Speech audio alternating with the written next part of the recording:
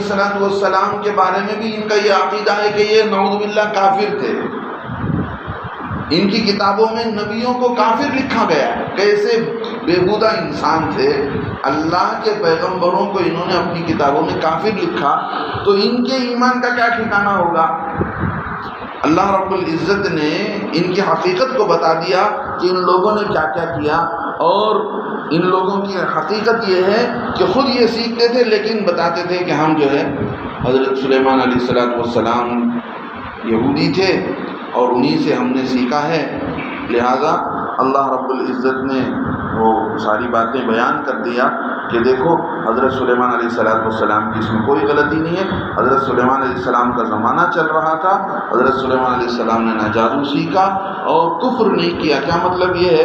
مطلب یہ ہے کہ کافروں کا ایمان، جادوگروں کا ایمان چلا جاتا ہے تو جادوگر جادو کرتے ہوئے گویا وہ کفر کرتا ہے اللہ کے ساتھ. اللہ ہم سب کی حفاظت فرمائے. آج یہ چیز عام ہو گئی، بہت سارے لوگ یہ چیز سیکھتے ہیں، ہم پجاریوں کے پاس جا کر سیکھتے ہیں اور لوگوں سے باقاعدہ تحقیق کرتے ہیں کہ کون یہ کام کرتا ہے، اور جو اس معاملے میں پڑ جاتا ہے اس کا ذہن اسی میں چلتا ہے، ہر وقت اسی کے پیچھے رہتا ہے، کس کا نقصان کریں گے، کس کو جو ہے نفع تکلیف پہنچائیں گے، اسی کے پیچھے چلتا ہے. اب جادو کی حقیقت یہ ہے کہ جادو ایک تو یہ ہے کہ اس کا اثر دکھائی نہیں دیتا، جیسے میں نے بتلایا، ایک اثر دکھائی نہیں دیتا لیکن تکلیف ہوتی ہے. ایک آدمی کے پیٹ میں تکلیف ہو رہی ہے لیکن دکھتا نہیں ہے. ایک آدمی کے سر میں درد ہوتا ہے، ایسا درد کہ سر پھٹ جائے، جادو کی وجہ سے ہوتا ہے.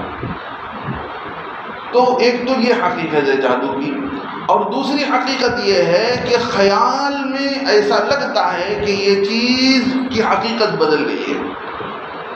جیسے اللہ رب العزت نے حضرت موسیٰ علیہ السلام کے واقعے میں بتلایا کہ موسیٰ علیہ السلام کے سامنے جب جادوگروں نے رسی ڈالی تو وہ رسی یخیل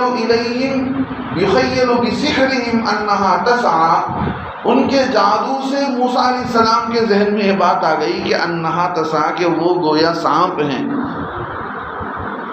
کیا مطلب؟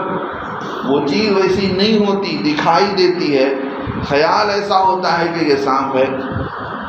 جادو کا ایک اثر یہ ہے کہ دکھائی دیتا ہے، ایک تو ہے کہ دکھائی نہیں دیتا، دوسری حقیقت یہ ہے کہ دکھائی دیتا ہے کہ یہ سانپ ہے. اب ایک سوال یہ پیدا ہوتا ہے کہ ایسا کیسا ہو سکتا ہے کہ ایک رسی سانپ ہو جائے؟ سوال پیدا ہو سکتا ہے کہ رسی کی حقیقت یہ ہے کہ رسی رہے گی ہمیشہ، رسی جا کر سانپ بن جائے تو خیال کے طور پر آپ کے ذہن کو گھما دیا جائے، آپ کے نظر بند کر دیا جائے، تو اس طرح کا نظر بند کرنے سے، اس طرح آپ کے دماغ کو مسمرزم کرنے کی وجہ سے آپ کے ذہن اور دماغ میں معلوم ہوتا ہے کہ یہ چیز ایسی ہے، حالانکہ وہ چیز ویسی نہیں، اپنی اصلی حقیقت پر ہے. بہت سارے لوگوں کو ہم دیکھتے ہیں، پجاری قسم کے لوگ، وہ زبان کی بیچ سے تیر نکالے ہوئے ہیں، عجیب انداز سے لوگ جو ہے کرتب کرتے ہیں، تو جس کی وجہ سے معلوم یہ ہوتا ہے کہ انہوں نے یہ کام کر رکھا ہے، حالانکہ نظر آتا ہے، اس طرح کا خیال ہوتا ہے. اب تیسری حقیقت یہ ہے کہ بعض موقع پر یہ لوگ، ان کے جادو کا اثر یہ ہوتا ہے کہ چیز کی حقیقت بھی بدل جاتی ہے. اس بارے میں بہت سارے لوگوں کا اشکال ہے. کچھ علماء نے لکھا ہے کہ یہ ہو نہیں سکتا. کیا مطلب؟ انسان جیسے حضرت کعب رضی اللہ عنہ کی حدیث ہے، حضرت کعب رضی اللہ عنہ نے فرمایا قریب تھا کہ وہ کلمات، جو کلمات اللہ کے نبی علیہ السلام نے مجھے سکھائے تھے، وہ میں پڑھتا جا رہا تھا، اگر وہ کلمے میں نہ پڑھتا تو یہ یہودی مجھے جادو کر کے گدھا بنا دیتے. ہاں، حدیث ان کی الفاظ ایسے ہیں، حضرت کعب رضی اللہ عنہ کے، وہ خود فرماتے ہیں حضرت کعب رضی اللہ عنہ کہ اللہ کے نبی لولا کلمات اقولهن لجعلتنی الیہود حمارا، کہتے ہیں کہ اگر یہ چند کلمات نہ ہوتے جس کی میں پابندی سے پڑھتا ہوں، یہ کلمات جس کی میں پابندی سے پڑھتا ہوں، تو یہودی مجھے گدھا بنا دیتے۔ اب گدھا بنا دینے کا مطلب یہ ہے کہ یہاں بعض لوگ کہتے ہیں کہ گدھا سے مطلب بیوقوف بنا دینا ہے، گدھا بنا دینا ہے، یہ کہ انسان کیسے گدھا بن جائے گا۔ اور بعض لوگ کہتے ہیں کہ ایسا بھی ہو سکتا ہے کہ لوگوں کو نظر آئے کہ یہ گدھا بن گیا ہے، حالانکہ وہ گدھا نہیں بنا ہے، لیکن سارے لوگوں کی نظروں میں یہ لگ رہا ہے کہ یہ گدھا بنا ہوا ہے۔ اور ایسا بھی ہو سکتا ہے کہ کسی آدمی کو بیوقوف بنا دیا جائے، اس لیے کہ گدھا جو ہے عامتاً بیوقوف آدمی کو ڈانٹتے ہوئے لوگ کہتے ہیں کہ کیسا گدھا انسان ہے۔ مطلب یہ ہے کہ جیسے گدھے کو عقل نہیں ہوتی، ایسے ہی اس انسان کو بھی عقل نہیں ہوتی۔ تو وہ کلمات کیا ہیں؟ وہ کلمات یہ ہیں، اب اگر حضرت کعب رضی اللہ عنہ کی اس حدیث کو مان لیا جائے تو اس کا مطلب یہ بھی ہو سکتا ہے کہ جادو کے اندر اتنا اثر ہے کہ انسان کی حقیقت کو ہی بدل دیا جائے، انسان سے گدھا بنا دے۔ ایسا بھی ہو سکتا ہے، اس بات کے بھی امکانات ہیں، اس بات کا بھی چانس ہے۔ اور دوسرے نمبر پر اس بات کا بھی چانس ہے کہ آدمی بیوقوف بنا دیا جائے یا لوگوں کی نظروں میں گدھا بن کر آئے۔ وہ کلمات کیا ہیں جو کلمات حضرت کعب احبار رضی اللہ عنہ بار بار پڑھا کرتے تھے؟ موطا امام مالک کے اندر حضرت کعب احبار کی یہ حدیث نقل کی گئی ہے، فرماتے یہ کلمات ہیں، آپ بھی یہ کلمات یاد کر لیں۔ اعوذ بوجہ اللہ العظیم لیس شیء اعظم منہ وبکلمات اللہ التامات التی لا یجاوزہن بر ولا فاجر باسماء اللہ الحسنى كلها ما علمت منها وما لم اعلم من شر ما خلق وبرأ وذرأ اخرجہ فی الموطأ باب التعبد عند النوم۔ ترجمہ کیا ہے؟ میں اللہ عظیم کی پناہ پکڑتا ہوں، یعنی اللہ عظیم، بڑے اللہ جل جلالہ کی میں پناہ مانگتا ہوں، اس سے پناہ مانگتا ہوں جس سے بڑا کوئی نہیں ہے، ہاں، اور پناہ میں لیتا ہوں اللہ کے کلمات تامات، یعنی مکمل ایسے کلمات جن سے کوئی نیک اور بد انسان آگے نہیں نکل سکتا، یعنی وہ ایسے کلمات ہیں جو انسان کو گھیر لیتے ہیں، اس سے کوئی انسان آگے جا نہیں سکتا۔ لا یجاوزہن بر ولا فاجر۔ اور پناہ لیتا ہوں میں اللہ کے تمام اسماء حسنی، اللہ کے 99 نام ہیں، 99 نیمز جو اللہ کے صفات ہیں، ان سارے ناموں کی برکت سے میں اللہ سے پناہ چاہتا ہوں، جن کو میں جانتا ہوں، جن ناموں کو، اور جن ناموں کو میں نہیں جانتا۔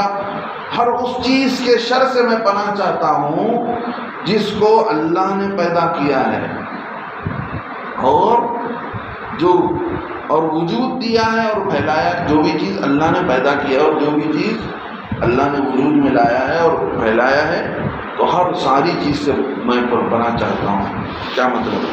انسان کو دونوں راستے بتلائے گئے ہیں، یہ گندا راستہ ہے، یہ پاک راستہ ہے، یہ صحیح راستہ ہے، یہ غلط راستہ ہے۔ کیوں؟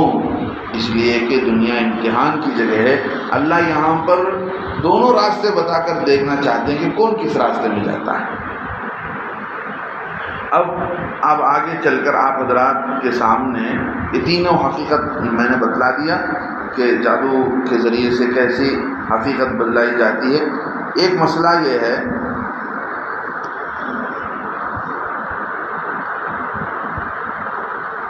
وہ جادو جو وہاں پر فرشتوں کے ذریعے سے انہوں نے سیکھا، وہ جادو کس انداز کا تھا، کیا طریقہ تھا، وہ تو نہیں معلوم ہے۔ اس کے علاوہ بھی جتنی جادو کی قسمیں ہیں سارے کے سارے حرام ہیں، کوئی چیز اس کے اندر جائز نہیں ہے۔